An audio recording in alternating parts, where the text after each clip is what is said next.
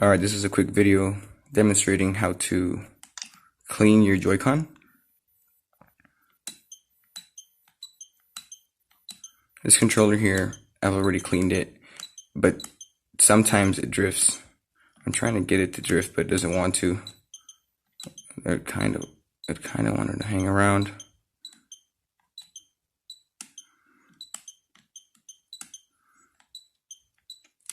Well, that just further proves that my method is still working. Yep, it was kind of slow there. Anyways, I'm going to go ahead and take this apart. You can see it's my original Nintendo Switch. It's pretty beat up. I do get a lot of use out of it. It's got a screen protector. I think I've had over 1,000 hours on it. Like 800 hours on Fortnite, I'm not sure. So these do get to see a lot of play. Alright, so after a while you can see it took me a little while to get my controller to actually drift. But it's walking on its own, so we don't want that. Especially when you have it on your right thumbstick. Sometimes you're trying to shoot, the thing goes straight to the ground. As you can see, I have slight controller drift. Some people have more severe cases. I'm going to show you guys how to fix this. You can see if you slightly touch the controller, it should stop, right? Because my drift isn't so bad. I'm going to show you guys how to go ahead and clean out your ribbon board and make sure that we eliminate all drifting issues. Alright, as you can see, I'm at the back of my Joy-Con here. I'm trying to do this one-handed. I've already went ahead and removed all the screws. You're going to have maybe 4 on the outside. What I did is I actually replaced my tri-wing screws with some regular small Phillips. Just makes it easier on myself if I ever need to get back in here. Now the battery is going to be adhered with a double-sided sticky tape. You want to go ahead and take that out. You're also going to see a screw down here, and you only want to get 2 of those. Alright, so once you get this out of the way, I'm going to try to do this one-handed carefully. Now this is the easier Joy-Con to take apart. Just got to be extremely careful with that little ribbon board that pretty much resides right under that. Right on top of that screw. After that, you just go ahead and snip this guy right off. Take those 2 screws off. And go ahead and remove the ribbon board right here, the cable. This is the cable to the board that we're actually going to be cleaning, which is inside the joystick. I'm going to go ahead and remove those screws now. I wish it wasn't so dark, but let me see here if I can focus a little bit. Well, once you remove all these ribbon boards and you remove the screw right under there, and the one right under there, you can go ahead and kind of like press this out, and it comes right out. Beautiful. Now we're going to be working on that right there. Okay, go ahead and put this away. Just be careful with that. Now you can see it's a little taped together because the first time I did it, it wasn't as gentle. But you want to actually retain these little pinpoints right here. You can have 3 on this side and 2 on this side. You can kind of go ahead and break off the 2 locking points because it'll pretty much stay together with those pins right there. So I'm going to go ahead and with or pretty much like a flat or some kind of tweezers, you can go ahead and pop this open. I'm going to go ahead and do that. Alright, I just took apart the joystick. I don't know if the camera's picking up the dust particles. You can see dust is really not a factor because I don't think it has any kind of like metal properties to be able to, I don't know, cause false readings on these conductor, I guess, carbon pads on the ribbon board. And when I refer to crimping, these little chrome legs on the joystick itself, you want to be very careful. Alright, sorry for the quality, but this is like the best I can get it to come up on camera, at least on this camera. You can see it has dust, which is one of the reasons why I don't think dust is a problem or kind of like a factor when it comes to controller or Joy-Con drift, because I don't really think dust has any kind of metallic properties. What I think the problem is the carbon pad itself chafing due to the control stick here having these little metal I would say conductors on it to be able to tell the pad its position. It's not even coming up on camera.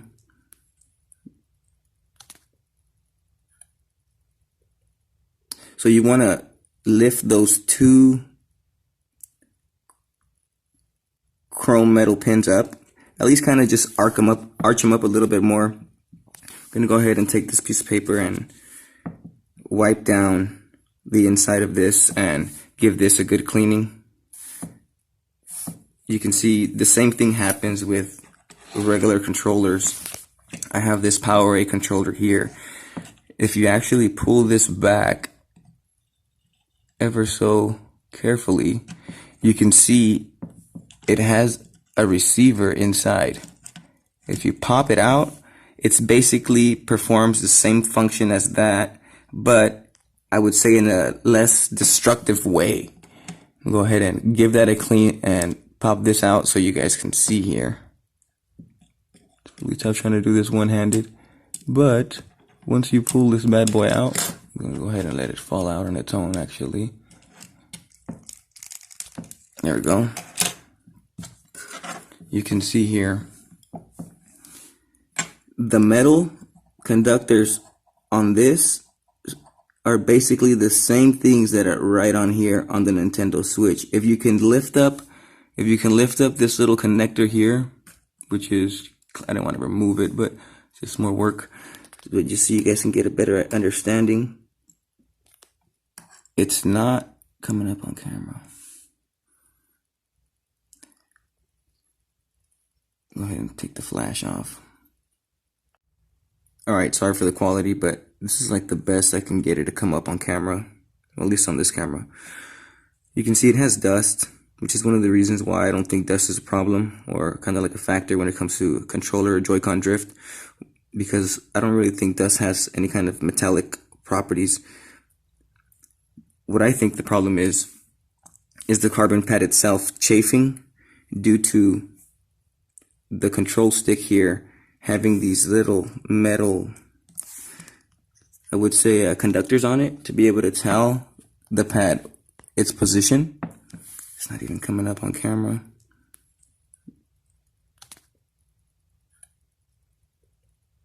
So you want to lift those two chrome metal pins up, at least kind of just arch them up a little bit more. I'm going to go ahead and take this piece of paper and wipe down the inside of this and give this a good cleaning. You can see the same thing happens with regular controllers. I have this Power A controller here. If you actually pull this back ever so carefully, you can see it has a receiver inside. If you pop it out, it's basically performs the same function as that, but I would say in a less destructive way. I'll go ahead and give that a clean and pop this out so you guys can see here. It's really tough trying to do this one-handed, but once you pull this bad boy out, I'm going to go ahead and let it fall out on its own actually. There we go. You can see here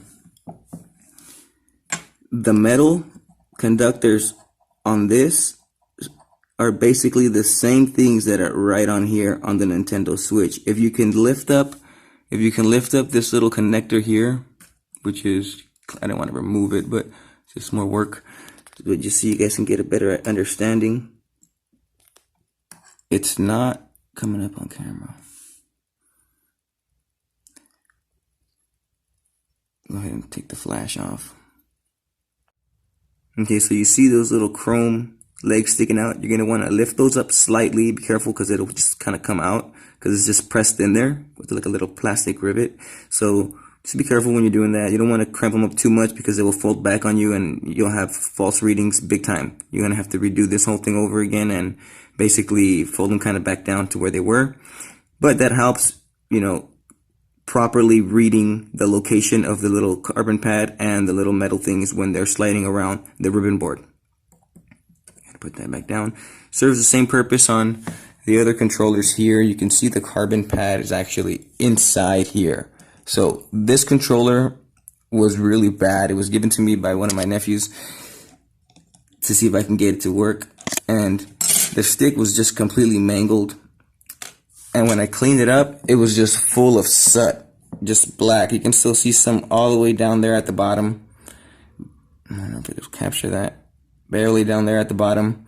And that's what happens on the Nintendo Switch ribbon board. I guess this is just made out of just some weaker stuff. So basically, you go ahead and you clean all that up. I'll be right back as soon as I clean that up. Okay, I'm back. So you can see I gave it a good, it's kind of like a good cleaning. Also cleaned the inside of this and gave that another once over. You can kind of see it's got some black particles on it, and that comes from the little black carbon on the ribbon board itself being scratched, you know, from this thing telling its position. So once you clean all that up and kind of crimp that together and you install everything right back to how it was, what I like to do is stretch this spring out a little bit. It gives it a little bit more tension on the thumbstick. That's, as you can see, this one over here, I guess they stepped on it and the thumbstick is just, it lost all its spring retention to it. So if I can change the spring, I should be able to be just fine. Just like this one. This one had massive controller drift. I opened it up and cleaned it. No more drift whatsoever. It's just this controller, the spring is just shot, I guess, from being stepped on. So I'm going to go ahead and reinstall all this together, and we'll be back to test it and see if I get any more drift on Fortnite. Okay, you can see that we got the Joy-Con all put back together. Let's go ahead and slide it in, see if it pairs.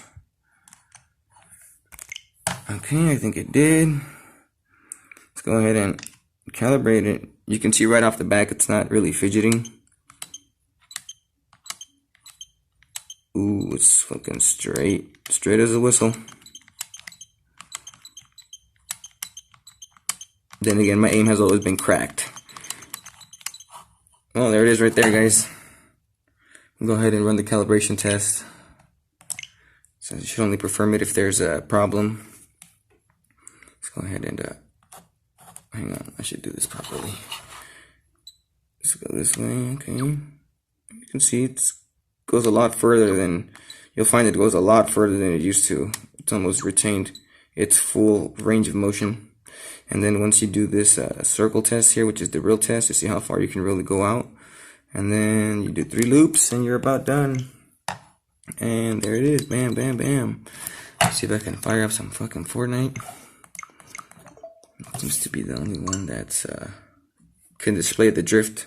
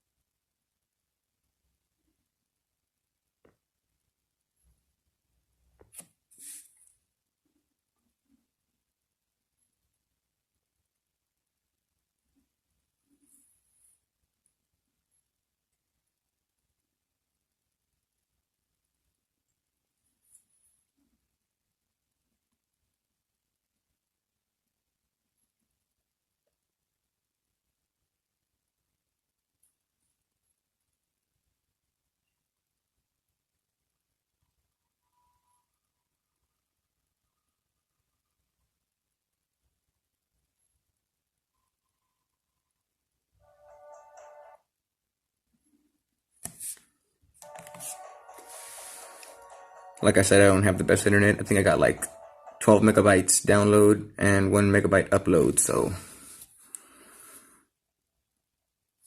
I'm going to try to upload this video on YouTube.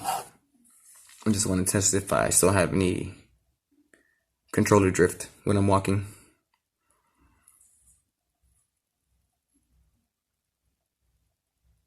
Like I said, I also tried this on a PlayStation 4 DualShock 4 controller. Excellent results. And I tried it also on the PowerA Nintendo Switch controller, which I still got to put back together. But like I said, it seems to be working fine. I'm gonna go ahead and load in. See if I can jump into a quick solos. And I play on my PlayStation 4. I don't play on the Nintendo Switch as much, so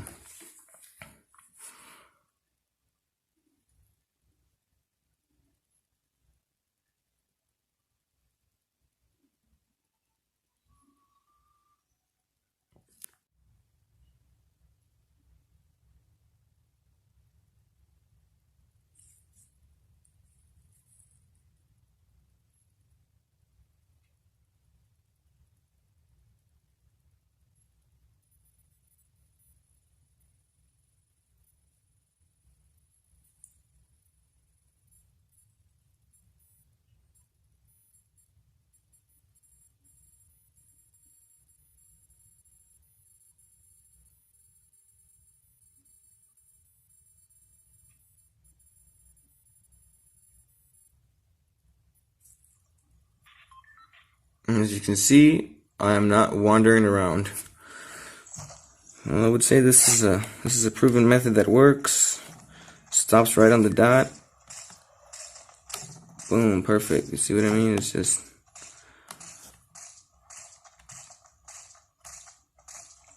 alright guys, let me know if you guys like the video and if this method works for you. Sorry for the quality, like I said, I just had to do this real quick, responding to Nintendrew. I just hope this clears up a few misconceptions about the Nintendo Switch drift issue. All the controllers have it, it's just for some reason the joycons are made out of a cheaper material. Enjoy the rest of your day.